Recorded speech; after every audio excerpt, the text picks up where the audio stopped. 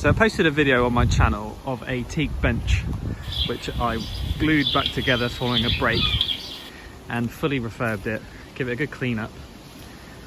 And a couple of months later, following a storm and a limb from a tree that fell down over here, completely squashed the bench and it's now in pieces.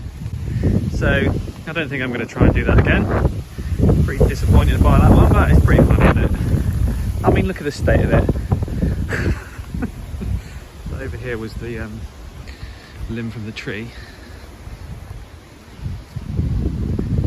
See it from up there? All the way down here. And squashed the bench. Great stuff. Great stuff.